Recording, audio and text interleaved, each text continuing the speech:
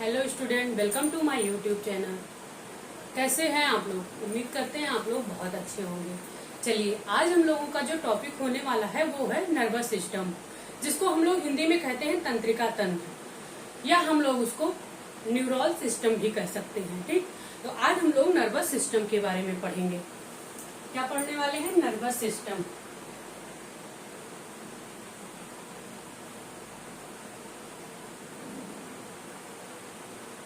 Nervous system जिसको कहते हैं तंत्रिका तंत्र। क्या बोलते हैं? तंत्रिका तंत्र, या फिर इसको न्यूरल सिस्टम भी कह सकते हैं। Neural system.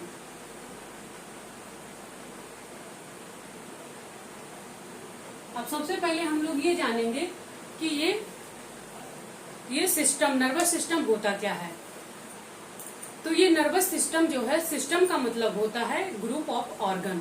हमारी बॉडी में जितने ग्रुप ऑफ ऑर्गन होते हैं, ये क्या करता है, ये जो हमारा नर्वस सिस्टम होता है, ये इनको कंट्रोल और कोऑर्डिनेट करने का ये वर्क करता है।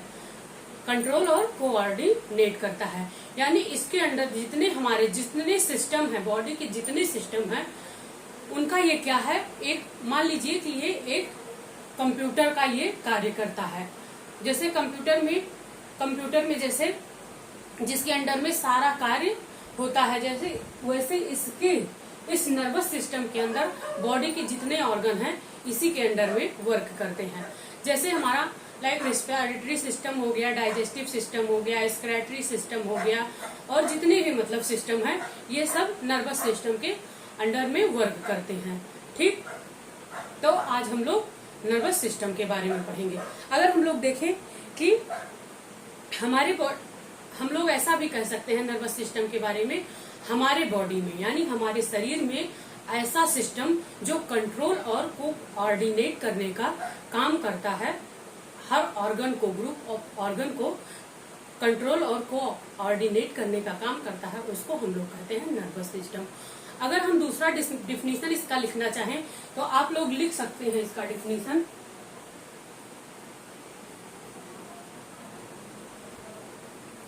इसका जो दूसरा डिफिनीशन होगा वो होगा हमारा, the nervous system of all animal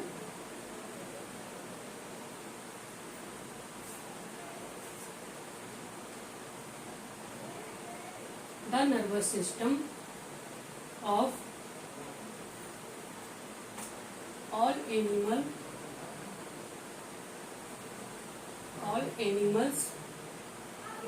animals is composed of cell is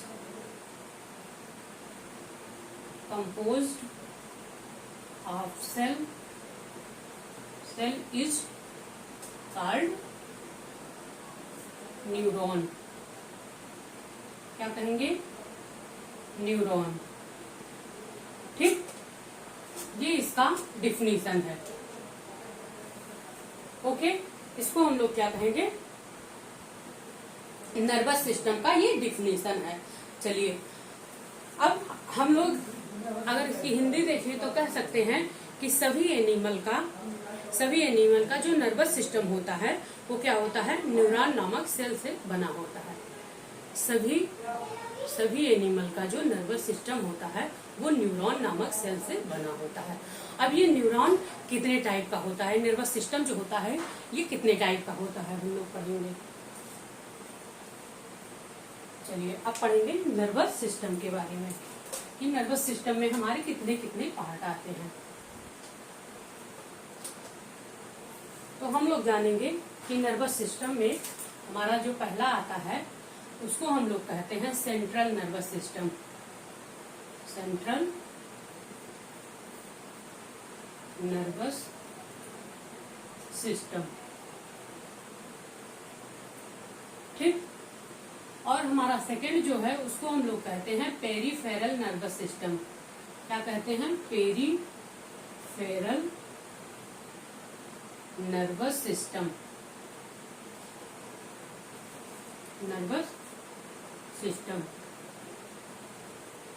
और हमारा जो थर्ड नर्वस सिस्टम है उसको हम लोग कहते हैं autonomous nervous system.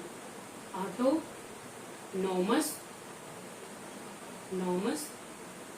Nervous system. ठीक, इसको हम लोग कहेंगे ऑटोनॉमस नर्वस सिस्टम। ये हमारे 3 टाइप के नर्वस सिस्टम होते हैं। अगर इनकी हम लोग हिंदी देखना चाहें तो इसको हम लोग कह सकते हैं केंद्रीय नर्वस सिस्टम, केंद्रीय तंत्रिका तंत्र। क्या बोल सकते हैं हिंदी में? केंद्रीय तंत्रिका तंत्र। और इसको कह सकते हैं परिधीय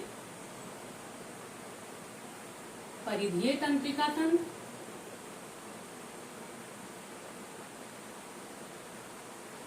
परिधीय तंत्रिका तंत्र।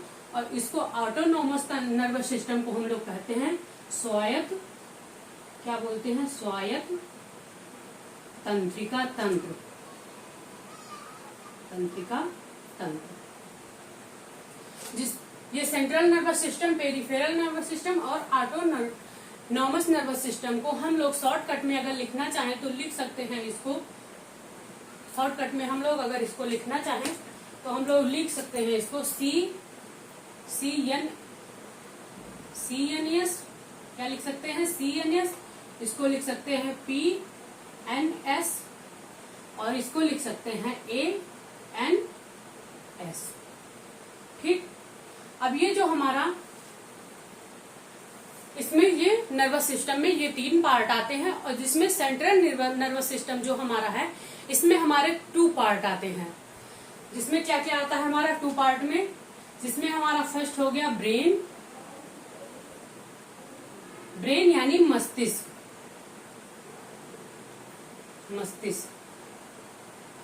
और दूसरा क्या हो गया? स्पाइनल कार्ड, जिसको हम लोग मेरु रज्जु कहते हैं। क्या कहते हैं? मेरु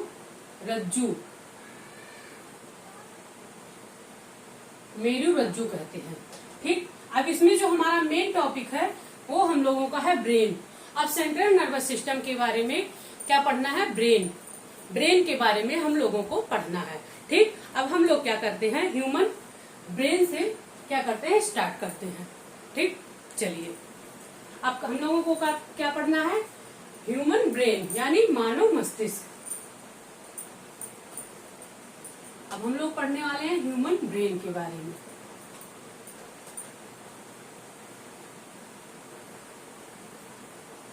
अभी आप लोगों को शुरुआत में उतना समझ में नहीं आएगा, लेकिन आप लोग धीरे धीरे देखेंगे फिर आप लोगों को समझ में आने लगेगा। ठीक है, चलिए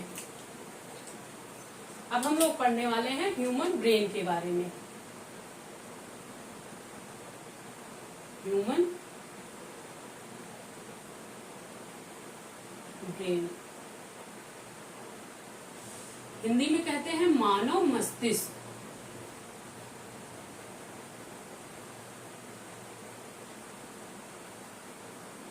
मानव मस्तिष्क। अब ब्रेन के बारे में जो हम लोग स्टडी करते हैं, ब्रेन के बारे में जो पढ़ते हैं उसको हम लोग कहते हैं न्यूरोलॉजी। क्या कहते हैं? Neurology. Study of brain is known as neurology. क्या बोलते हैं? Study of brain is known as neurology.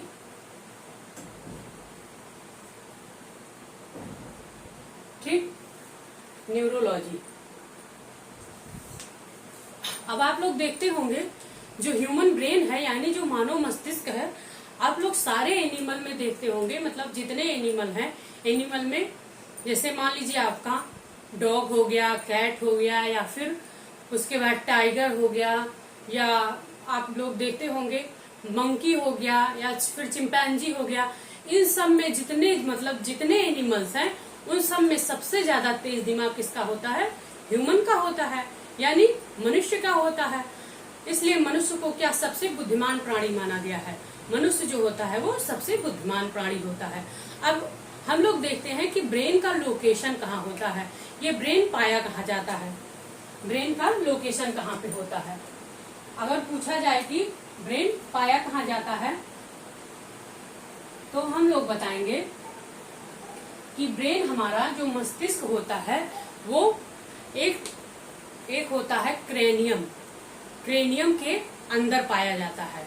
ये जो हमारा ब्रेन होता है यहाँ पे एक क्रेनियम होता है, बिलो द क्रेनियम। ये कपालस्थ के नीचे पाया जाता है। कहाँ पाया जाता है? हम लोग लिख सकते हैं बिलो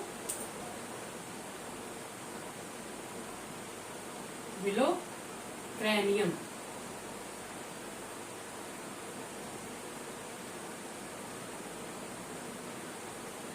जिसको हम लोग कहते हैं कपालस्थ के नीचे। ठीक, ये कपालस्थ के नीचे होता है। और ये बना किसका होता है? इसमें मतलब ये जो क्रेनियम जो होता है ये किसका होता है? तो ये किसका होता है? ये बोन का बना होता है। बोन यानी कि हड्डी, ये बोन का बना होता है। ये हड्डी का बना होता है क्रेनियम जो हमारा होता है।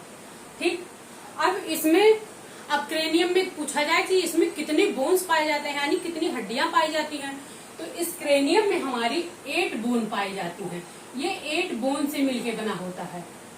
ठीक, 8 बोन से मिलकर ये हमारा जो क्रेनियम है ये बना होता है। इसके अंदर क्या होता है? क्रेनियम के अंदर हमारा क्या होता है? ब्रेन होता है। ठीक, इतना आया आप लोगों को समझ में? उम्मीद करते हैं कि आया होगा इतना समझ में। चलिए, अब रहा सवाल कि अगर आप लोगों से पूछा जाए कि ब्रेन का जो भार होता है, वजन होता है, वो कितना होता है, तो आप लोगों में से बहुत लोग कहेंगे, कोई कहेगा ब्रेन का जो वेट होता है वो होता है, कोई कहेगा 400 ग्राम, कोई कहेगा 500 ग्राम, कोई कहेगा कुछ। अब इतना बड़ा हमारा जब सिर है तो उसके अंदर मस्तिष्क भी तो कुछ होगा बड़ा। तो अगर वेट पूछा जाए आप लोगों से कि इसका वेट कितना होता है, तो आप लोग बताएंगे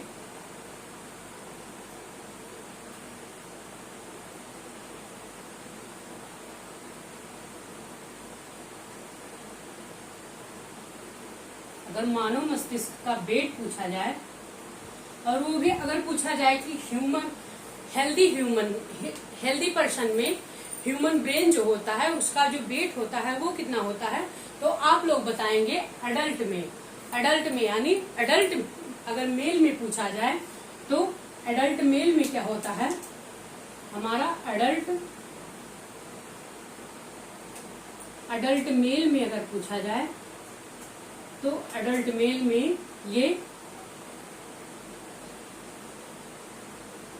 1400 ग्राम से 1400 ग्राम से 1450 ग्राम पाया जाता है। कितना होता है? 1400 ग्राम से 1400 ग्राम से 1450 ग्राम पाया जाता है। ठीक, और अगर आप लोगों से एडल्ट फीमेल में पूछा जाए कि एडल्ट फीमेल में कितना होता है, एक एडल्ट फीमेल में एक वयस्क महिला में, तो ये हमारा होता है 1300 ग्राम से 1350 ग्राम,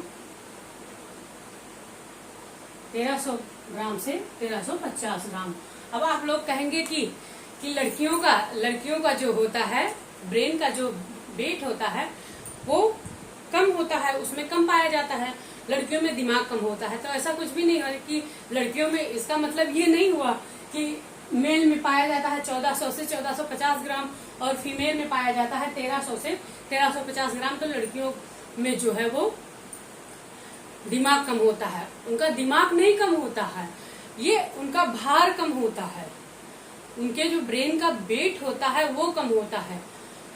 इस तरह आप लोग कहेंगे कि लड़कियों के पास दिमाग नहीं होता है, तो दिमाग होता है, वो लोग भी टैलेंटेड होती हैं, ऐसी बात नहीं है, लड़कों से आगे होती हैं लड़कियां। ठीक, तो आप लोग ऐसा मत सोचिएगा कि इन लोगों के पास दिमाग कम होता है। चलिए, अब अगर आप लोगों से बच्चों में पूछा जाए, अगर चाइल्ड में पूछा जाए कि चाइल्ड में कितना होता है, चाइल्ड में कितना होता है ब्रेन का जो वेट होता है, तो वो चाइल्ड में अगर देखा जाए तो चाइल्ड में होता है 300 ग्राम से 400 ग्राम तक। ठीक, फिर ये बच्चे जैसे जैसे बढ़ते जाते हैं वैसे उनका ब्रेन बढ़ता जाता है। ठीक, चलिए आप लोग इतना स्क्रीनशॉट लीजिए, फिर आप लोगों को बताते हैं। कि ब्रेन के बारे में कुछ ऐसा फैक्ट है, ब्रेन के बारे में कुछ ऐसा फैक्ट है जो आप लोग सुन के हैरान हो जाएंगे कि क्या क्या होता है। ठीक, अब कुछ फैक्ट है आप लोगों को मैं बताने जा रही हूँ ब्रेन के बारे में।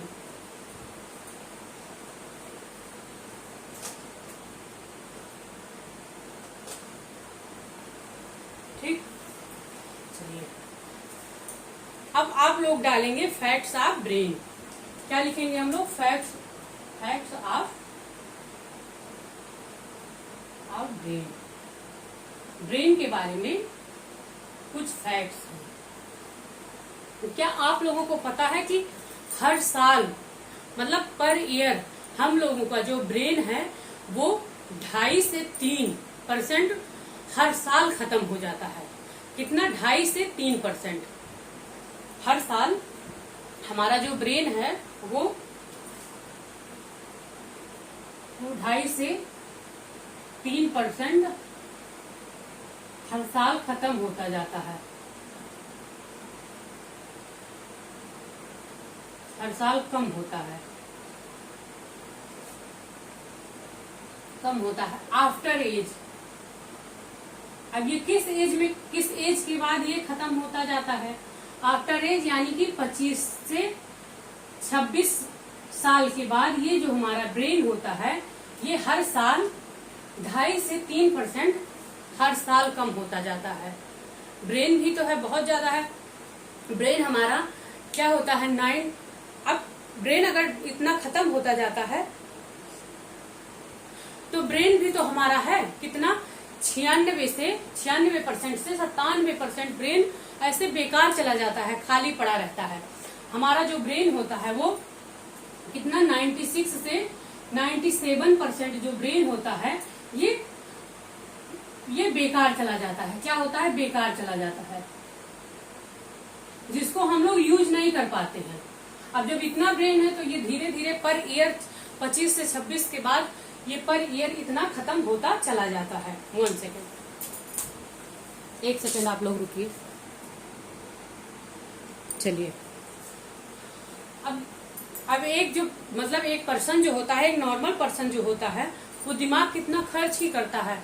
वो लगभग 2 से 3% दिमाग खर्च करता है। कितना खर्च करता है? लगभग 2 से 3% सिर्फ दिमाग खर्च करता है। बाकी 96 से 97% जो दिमाग होता है वो ऐसे ही बेकार चला जाता है।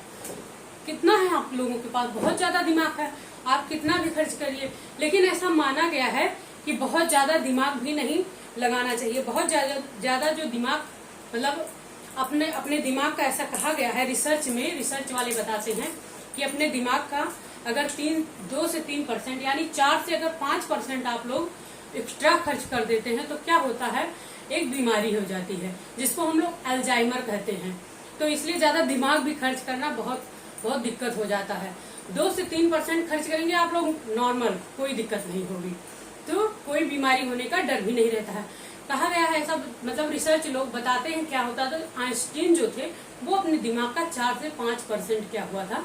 अपने दिमाग का 4 से 5% वो खर्च किए थे। अब सोचिए 4 से 5% खाली खर्च किए थे तो क्या थे? वो एक साइंटिस्ट थे। तो उनको क्या हुआ था? उनको भी हो गया था, अल्जाइमर हो गया था। ऐसा बताया गया कि जब वो मरने वाले थे उनको इस बीमारी के बाद उनको ऐसा हुआ कि वो अपने घर का रास्ता तक भूल गए थे। इतना ज्यादा वो अपना दिमाग खर्च कर दिए थे। तो ज्यादा दिमाग भी खर्च करने में दिक्कत हो जाती है। ठीक, इसलिए आप लोग क्या है, आप लोग आराम से 2 से 3% आप लोग दिमाग अपना खर्च कर सकते हैं। ठीक, उसमें कोई दिक्कत नहीं होगी। चलिए, और इसमें क्या होता है? एक क्या होता है? एक और बीमारी होती है जिसको हम लोग कहते हैं एमनोसिया। क्या बोलते हैं? एमनोसिया। उस बीमारी को हम लोग क्या बोलते हैं? एमनोसिया। एमनोसिया में क्या होता है? जो हमारे अंदर जो पुरानी जो मेमोरीज होती हैं वो क्या होता है? एक बीमारी होता है जिसको हम लोग अल्जाइमर कहते हैं। अल्जाइमर जब होता है तब क्या होता है बता रहे हैं आप लोगों को, नहीं आप लोग भूल जाएंगे ऐसे सुनेंगे तो। जब अल्जाइमर होता है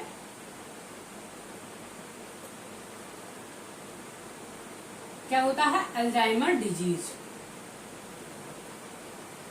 ये ब्रेन से जुड़ी बीमारी है। जब अल्जाइमर होता है तो इसमें क्या होता है, इसमें जो नई मेमोरीज हैं, नई मेमोरीज जो हैं, नई मेमोरीज बनना बंद हो जाता है।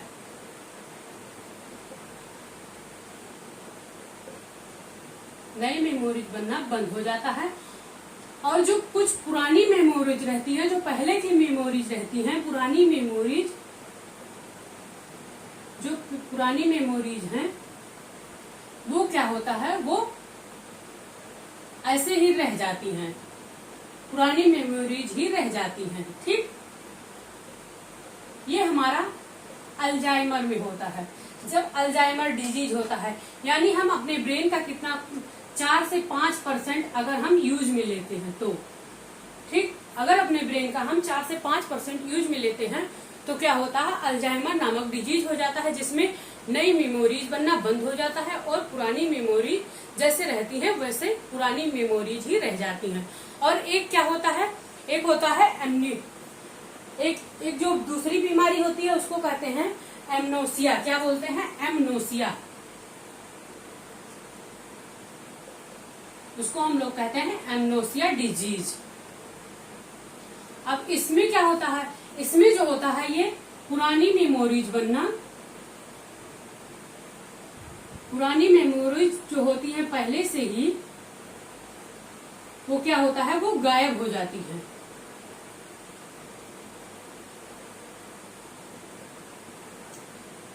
और इसमें क्या होता है, नई मेमोरीज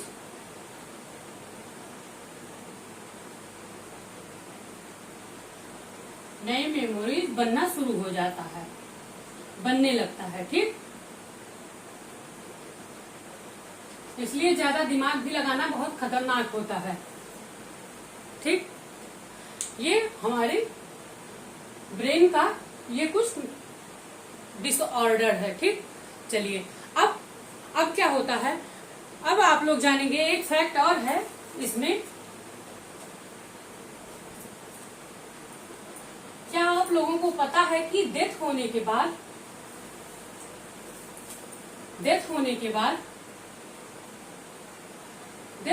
बाद हमारा जो ब्रेन है वो 7 से 8 मिनट तक जीवित रहता है। क्या होता है, 7 से 8 मिनट तक जिंदा रहता है। कितना? 7 से 8 मिनट तक।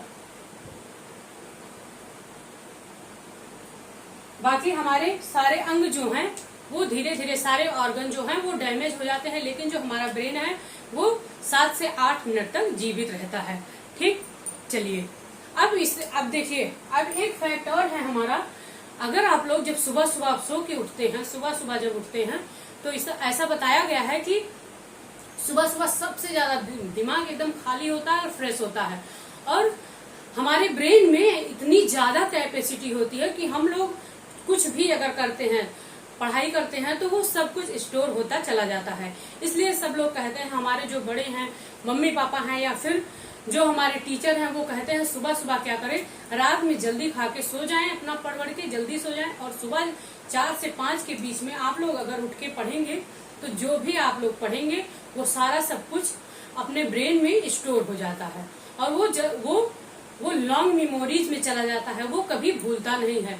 इसलिए सुबह सुबह मोबाइल, व्हाट्सएप, ये सब, फेसबुक और फिर उसके बाद इंस्टा, ये सब मत चलाया कीजिए आप लोग। सुबह सुबह 4 से 5 बजे के बाद आप लोग जब पढ़ाई करेंगे तो जितना आप लोग पढ़ेंगे, जो भी पढ़ेंगे वो सारा स्टोर आपके ब्रेन में हो जाएगा एज वेल एज। ठीक, चलिए अब फिर उसके बाद में एक होता है हमारा बायोलॉजिकल डेथ। क्या होता है? बायोलॉजिकल डेथ होता है। बायोलॉजिकल डेथ क्या है? जिसको हम लोग कहते हैं बायोलॉजिकल डेथ को,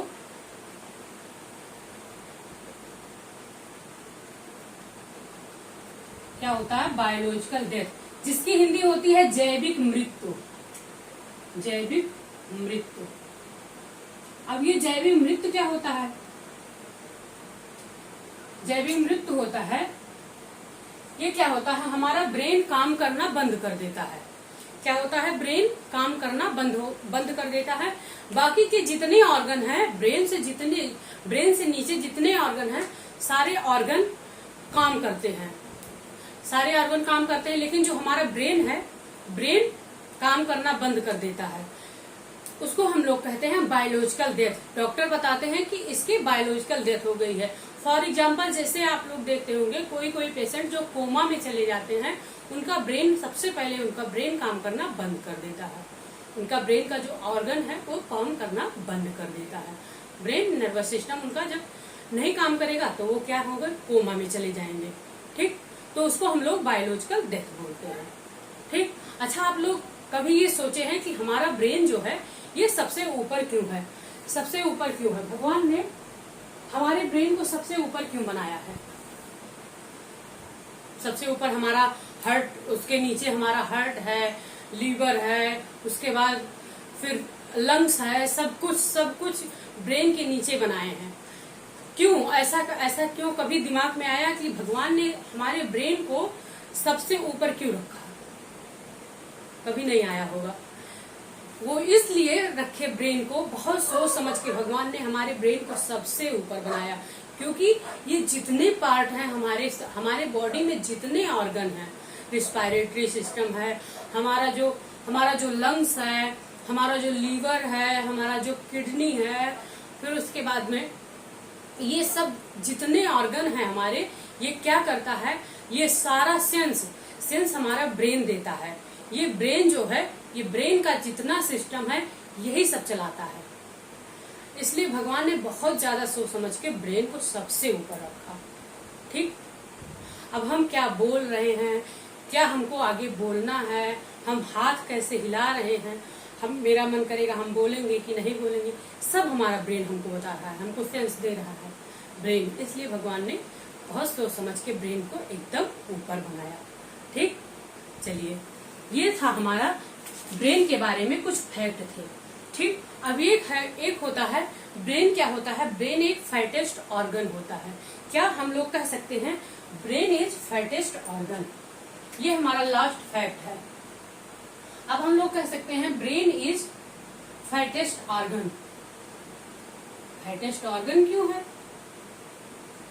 फैटेस्ट मीन्स फैट यानी वसा।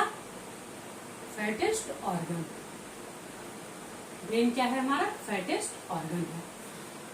अब फैटेस्ट ऑर्गन क्यों है? ब्रेन में वसा क्यों भरा होता है? अब ब्रेन में वसा इसलिए भरा होता है, इसको हम लोग फैटेस्ट ऑर्गन इसलिए बोलते हैं। हम लोग न्यूट्रिएंट में पढ़ेंगे, न्यूट्रिशन चैप्टर में हम लोग पढ़ेंगे न्यूट्रिएंट में, कि हम लोगों की बॉडी में कुछ न्यूट्रिएंट की आवश्यकता होती है, जिसमें हमारा कार्बोहाइड्रेट आता है। अब ह्यूमन बॉडी में क्या होता है, शॉर्ट में लिख दे रहे हैं, ह्यूमन बॉडी में क्या होता है, कार्बोहाइड्रेट की आवश्यकता होती है। कार्बोहाइड्रेट यानी शर्करा, कार्बोहाइड्रेट की आवश्यकता होती है, प्रोटीन की आवश्यकता होती है। ठीक, उसके बाद में क्या, फैट की आवश्यकता होती है, फैट पाया जाता है। अब इन सब से हमको क्या होता है, एनर्जी मिलती है। और ब्रेन को क्या चाहिए, सोचने, समझने, बोलने, उठने बैठने, सारे सिस्टम को कोऑर्डिनेट करने, कंट्रोल करने में उसको क्या चाहिए, एनर्जी चाहिए। तो एनर्जी सबसे ज्यादा हम लोगों को किसमें मिलती है, फैट में मिलती है। फैट में, वसा में एनर्जी मिलती है। इसलिए इसमें क्या भरा होता है, हमारे ब्रेन में फैट्स भरा होता है, यानी वसा भरा होता है। इसलिए हम ब्रेन को कह सकते हैं ब्रेन इज फैटेस्ट ऑर्गन। इसीलिए हम ब्रेन को फैटेस्ट ऑर्गन बोलते हैं। ठीक, इतना है आप लोगों को समझ में। अब अगर देखा जाए तो क्या होता है, हमारी बॉडी में क्या होता है, जब हम लोग न्यूट्रिएंट्स लेते हैं तो ब्लड के साथ में ब्लड हमारी बॉडी में क्या होता है, सॉल्युबल होता है। उसके साथ न्यूट्रिएंट के साथ में कार्बोहाइड्रेट, प्रोटीन, फैट्स, ये सब जाता है। वो क्या होता है, वो ग्लूकोज के फॉर्म में पड़ा रहता है हमारी बॉडी में। अब वो जो ग्लूकोज है, हमको एनर्जी कहाँ से मिलेगी, कैसे मिलेगी? अब ग्लूकोज का फार्मूला जो होता है वो C6H12O6 होता है। ये हमारा ग्लूकोज है। अब ये क्या करेगा, ऑक्सीजन जो है हमारा, ये क्या करेगा, रिएक्शन करके क्या बनाएगा, ये कार्बन डाइऑक्साइड बनाएगा प्लस पानी बनाएगा, CO2 प्लस H2O प्लस अब ये क्या बनाएगा, प्लस एनर्जी, एनर्जी बनाएगा। ठीक, अब जो ये एनर्जी बनाएगा, यहाँ पे क्या हुआ, 100% क्या हुआ, एनर्जी बन गई, 100% एनर्जी बन गई।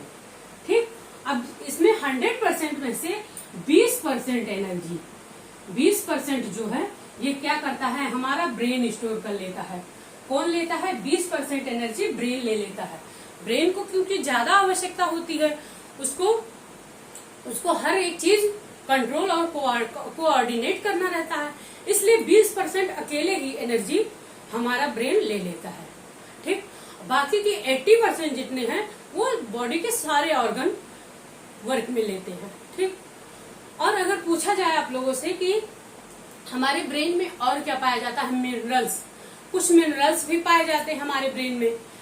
अब ब्रेन को कुछ मिनरल्स की भी आवश्यकता होती है एनर्जी में, न्यूट्रिएंट्स, भाई न्यूट्रिएंट्स, मिनरल्स ये सब मिलके तो एनर्जी उसको देगा। तो अगर पूछा जाए कि मिनरल्स में क्या उसको आवश्यकता होती है, चलिए आगे बताते हैं।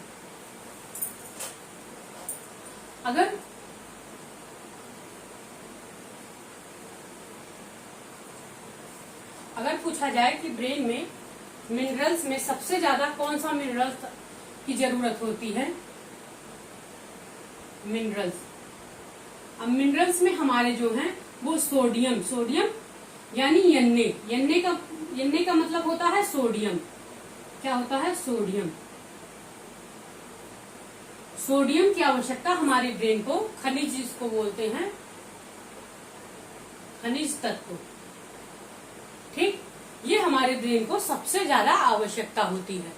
ठीक, इसकी वजह से क्या होता है, ये ब्रेन में याददाश्त जो हमारा होता है, जो हमारा याददाश्त होता है वो अच्छे से मेंटेन करता है।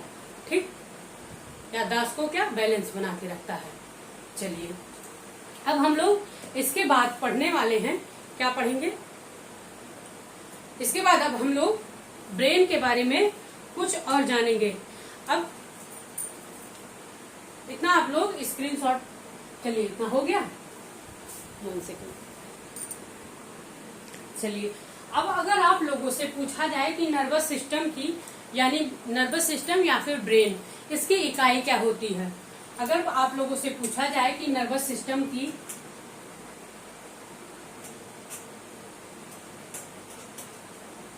नर्वस सिस्टम या फिर ब्रेन कह सकते हैं हम लोग।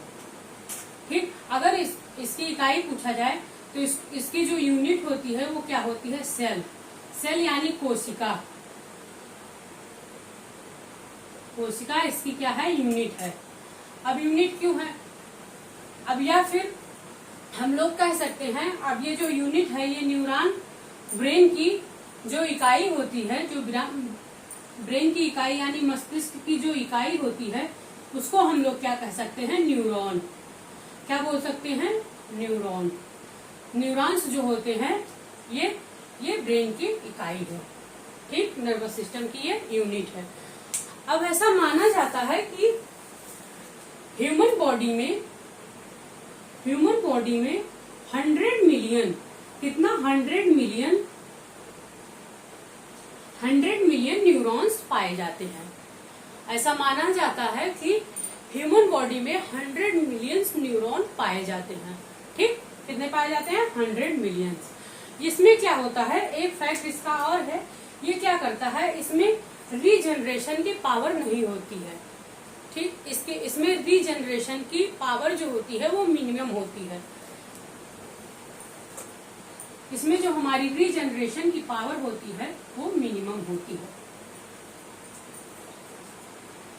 क्या होती है, इसमें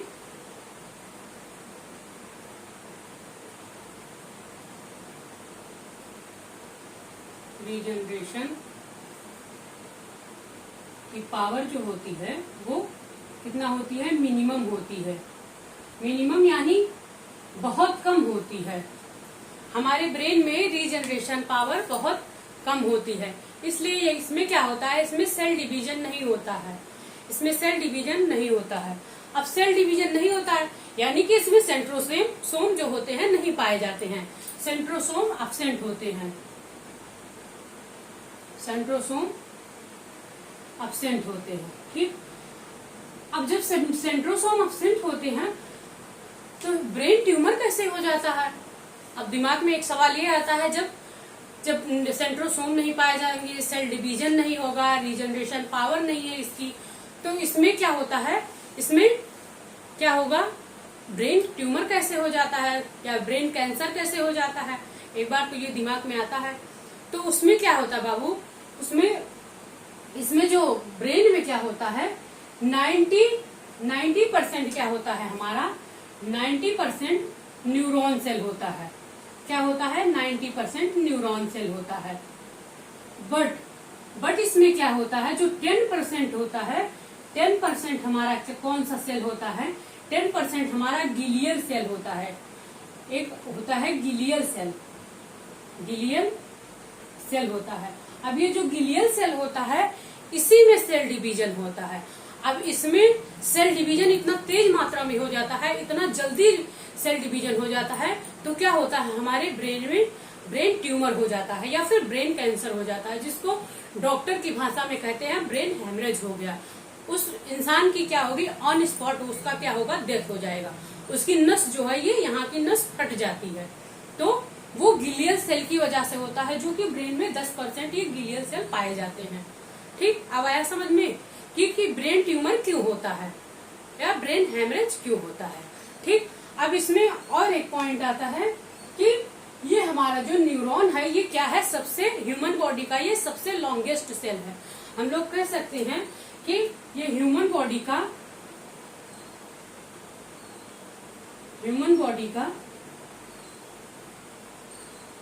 का सबसे लॉन्गेस्ट सेल है। लॉन्गेस्ट सेल कौन सा है हमारा, वो है हमारा न्यूरॉन। क्या है, न्यूरॉन। ठीक, चलिए इतना था हमारा ब्रेन के बारे में। अब इसके आगे हम लोग नेक्स्ट लेक्चर में पढ़ने वाले हैं कि ये जो ब्रेन होता है, ये किस मेम्ब्रेन का बना होता है, उस मेम्ब्रेन को क्या बोलते हैं, उसमें कितने कितने पार्ट आते हैं, ये सब हम लोग नेक्स्ट लेक्चर में देखेंगे। अगर आप लोगों को वीडियो पसंद आया होगा तो लाइक, सब्सक्राइब और शेयर कीजिएगा। बट अगर कोई दिक्कत होगी तो कमेंट बॉक्स में कमेंट करिएगा, हम उसको दोबारा समझाएंगे। ठीक, आज की क्लास हमारी यही तक। Thank you for watching.